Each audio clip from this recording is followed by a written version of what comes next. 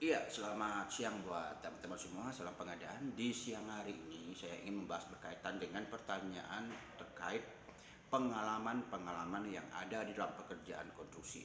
Seringkali pekerja pemilihan ini mempertanyakan apa sih yang dimaksud dengan pekerjaan sejenis, misalkan. Nah, teman-teman semua, ingin saya sampaikan bahwasannya kalau kita bicara tentang pekerjaan konstruksi, maka ada tiga pengalaman yang dimaksud dan tentunya dipersyaratkan di dalam pekerjaan konstruksi. Yang pertama kita bagi tiga dulu ya. Yang pertama adalah pengalaman sejenis konstruksi. Yang kedua adalah pengalaman sejenis klasifikasi. Dan ketiga adalah pengalaman sejenis subklasifikasi. Sebelum saya menjawab lebih jauh, saya ingin menyampaikan apa sih yang dimaksud dengan pengalaman subklasifikasi. Nah, kalau kita bicara tentang pengalaman subklasifikasi, maka di dalamnya pasti ada klasifikasi dan pekerjaan konstruksi. Tetapi kalau kita bicara tentang pengalaman klasifikasi, belum tentu kesamaan terhadap subklasifikasinya, tapi sama-sama pekerjaan konstruksi. Dan ketiga adalah pekerjaan sejenis konstruksi. Belum tentu juga kesamaan klasifikasi, belum tentu juga kesamaan subklasifikasi.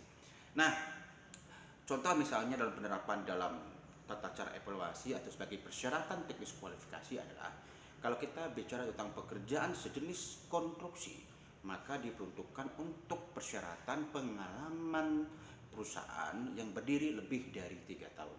Ya, ini tidak terbatas nilai ya. Jadi sampai nilai yang tentunya ditenderkan.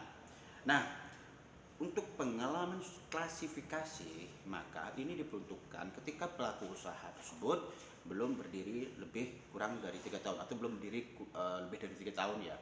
Jadi dikhususkan untuk pengalaman untuk usaha kecil yang ikut nilai 15M ya, tentunya tadi saya sampaikan belum berdiri lebih dari 3 tahun atau kurang ya.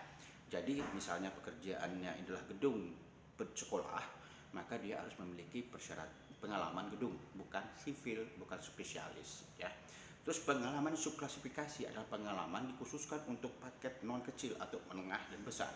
Jadi selain pengalaman 4 tahun terakhir konstruksi ya, si perusahaan ini juga harus memiliki pengalaman dalam 15 tahun terakhir adalah pengalaman subklasifikasi. Contoh misalnya gedung sekolah, maka dia harus memiliki pekerjaan konstruksi yang di dalamnya klasifikasi gedung dan selanjutnya subklasifikasi gedung pendidikan. Nah, teman-teman semua, itu saya sampaikan, salam pengadaan.